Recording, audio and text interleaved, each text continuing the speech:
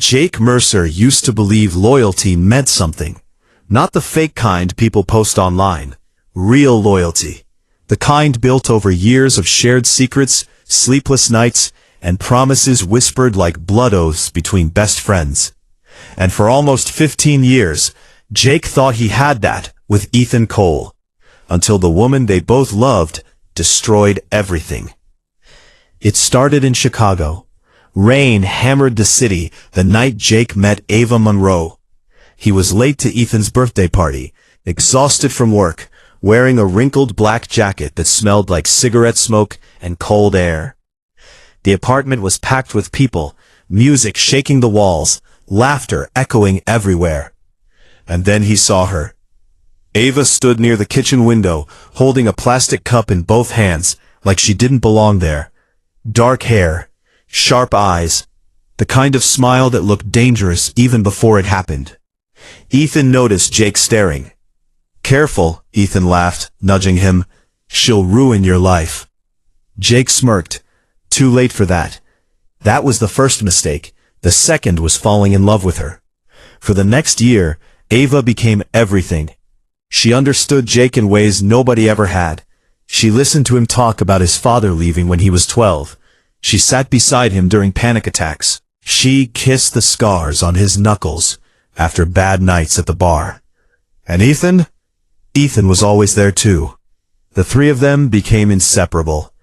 Weekend trips, late-night drives, drunken rooftop conversations, pictures that looked like permanent memories. Jake trusted Ethan more than anyone alive. So when Ethan told him one night, "You finally look happy, man," Jake believed him. He shouldn't have, because happiness makes people blind.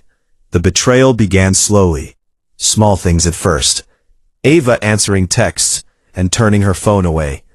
Ethan suddenly canceling plans whenever Jake mentioned her. Inside jokes Jake didn't understand. His gut noticed before his brain did. One Friday night, Jake came home early from work, carrying Ava's favorite takeout. The apartment lights were off, except for the bedroom. He heard laughter. A man's laughter. Ethan's laughter. Jake froze. At first, he smiled. Probably a surprise. Probably nothing. Then he heard Ava whisper, "Jake can never know." Silence swallowed the room. Jake stood there motionless, while his heartbeat turned violent. Every instinct screamed at him to walk away. But people destroy themselves chasing truth. So he opened the bedroom door, and his entire life collapsed.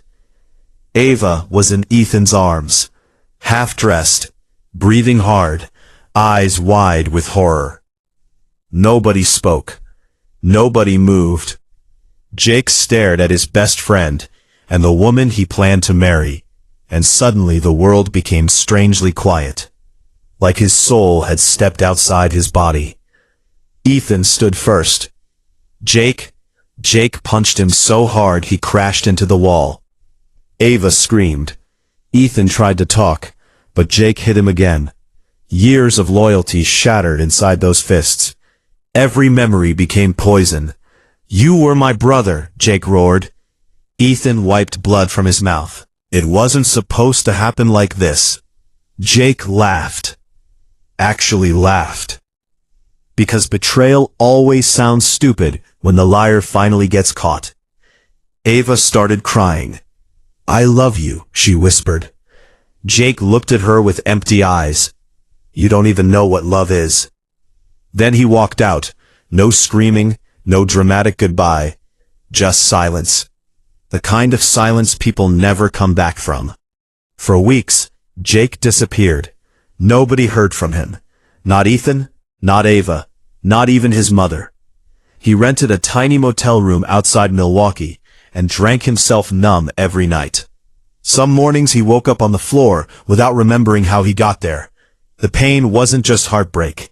It was humiliation. Because betrayal from enemies hurts, but betrayal from the people you trust most rewires your entire brain. Jake replayed every moment obsessively. Every smile, every touch, every lie. And eventually, sadness turned into something colder, something dangerous. Revenge. Not violent revenge, worse. The kind that destroys people slowly. Jake knew Ethan better than anyone. He knew his secrets, his weaknesses, the lies hidden beneath the perfect image. And Ethan had a lot to lose.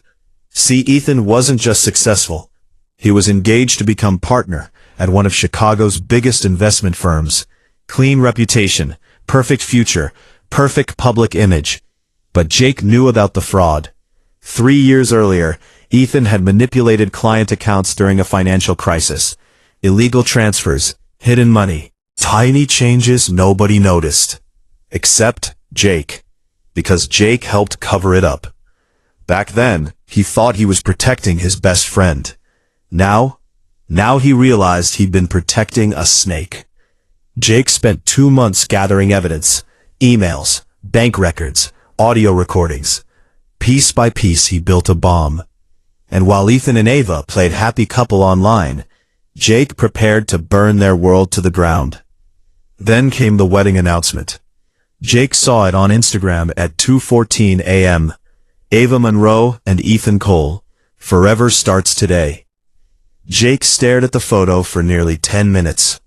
Ethan smiling proudly. Ava wearing the engagement ring Jake once planned to give her. Something inside him died permanently that night. But something else was born.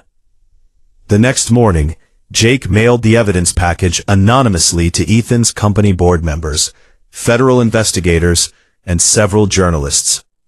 Then he waited. 3 days later, chaos exploded.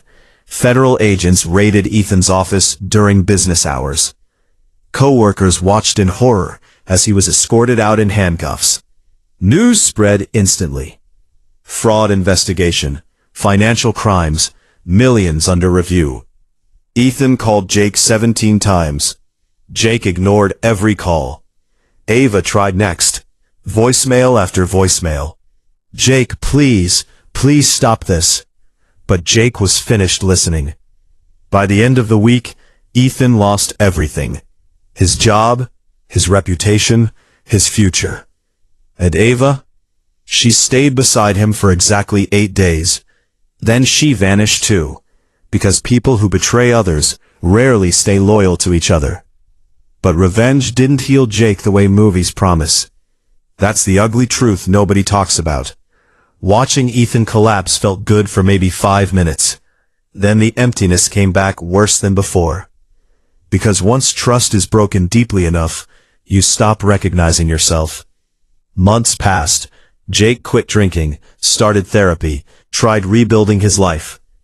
And slowly, painfully, he began breathing again. Until one winter evening, Ethan appeared outside his apartment. Jake almost didn't recognize him. The expensive suits were gone. Dark circles hollowed his face. His confidence looked buried 6 feet underground.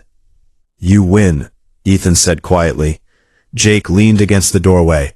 "This isn't a game." Ethan nodded slowly. "You know what hurts most?" Jake said nothing. Ethan's eyes filled with tears. "You were the only real friend I ever had." Jake felt anger rise again, hot and immediate. But underneath it was grief. Because Ethan was right. They had been brothers once. And that made the betrayal even uglier. "You made your choice," Jake said coldly. "I loved her." Jake finally looked directly at him. "No," he whispered. "You loved yourself." Silence. Snow drifted quietly through the parking lot. Ethan wiped his eyes and laughed bitterly. "You know what's funny? She left me the second things got hard." Jake almost smiled. Almost. Then Ethan asked the question Jake never expected. "Do you ever miss us?" That one hurt. Because despite everything, he did. He missed the late-night drives, the stupid jokes, the brotherhood he thought was real. That some things break beyond repair. Jake stepped back toward the apartment door. "Goodbye, Ethan." And this time, he meant it forever. Ethan nodded once and walked away into the falling snow. Jake never saw him again. 2 years later, Jake sat alone on a beach in California, watching the sunset bleed across the ocean. For the first time in a long time, he felt peaceful. Not happy, but free. Because revenge doesn't truly destroy the people who hurt you.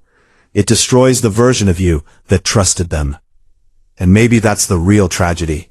Not losing the people you loved, but losing the person you were before they betrayed you. Jake closed his eyes as waves crashed softly against the shore. Then he stood up and walked forward without looking back.